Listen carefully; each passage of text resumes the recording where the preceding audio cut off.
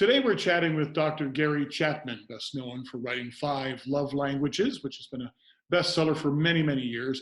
But today we're talking about sharing love abundantly in special needs families.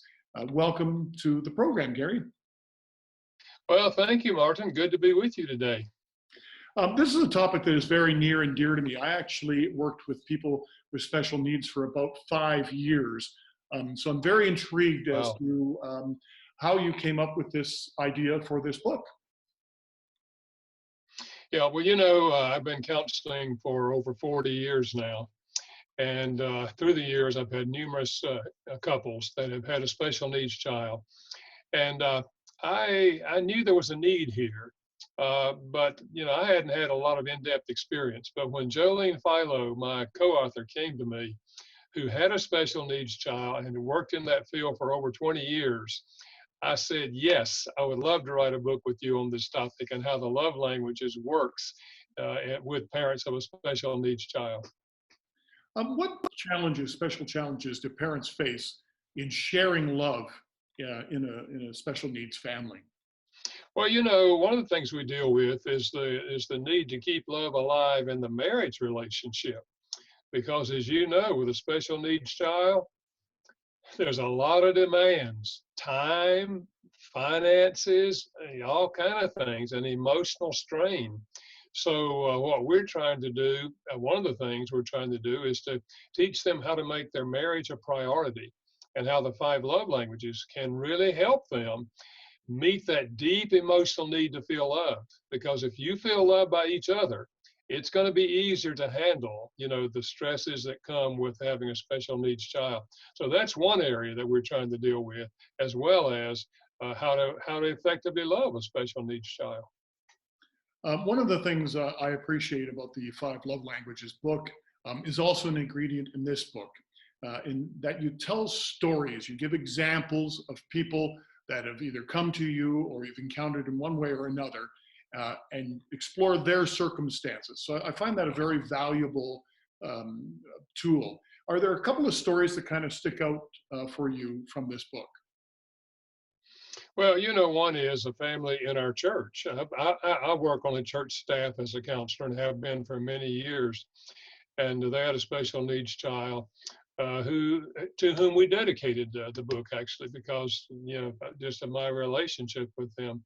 But to observe them and how they ministered to that special needs child through the years was just, to me, such a tremendous challenge to just observe their dedication to each other and their dedication to their child and to their other children. Because that's another area we deal with in the book is how about the other siblings, because many times, in fact, if not most of the time, if a person has a special needs child, they probably either have other children who are already there or who come after the special needs child. So just to observe that family and the way they work together was a great encouragement to me. Sometimes in these circumstances, a child will be nonverbal. Is there an aspect to this book that deals with how to share love despite some of those kinds of challenges? Yeah, we do. And we recognize when we talk about special needs that it's the gamut in terms of what that special need might be. And as you say, one of those is the child that's not able to respond verbally.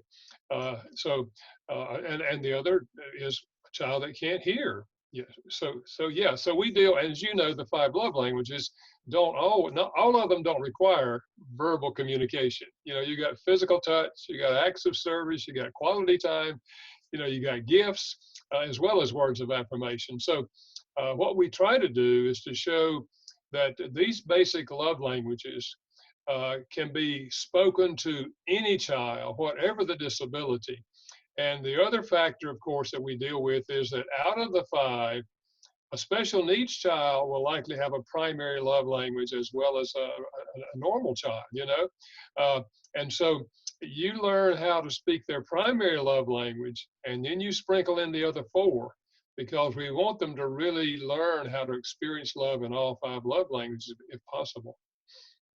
Is this a book that people can use within a church setting where a person who has special needs comes to church, and this will be a tool for the Sunday school teacher, the pastor, those who are involved in the staff can also learn the love language of the person who has special needs.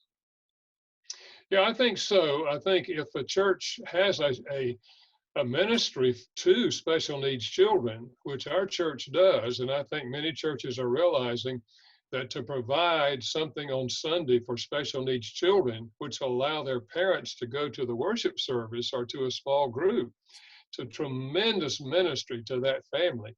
But also, I think the book could be used in a small group setting of parents who have special needs children, just sharing with each other, bouncing off of the ideas in the book and sharing how they work or maybe didn't work in their situation. So yeah, I think it's a tool also for helping people who have had little experience with special needs children to understand the challenges that the parents of a special needs child have.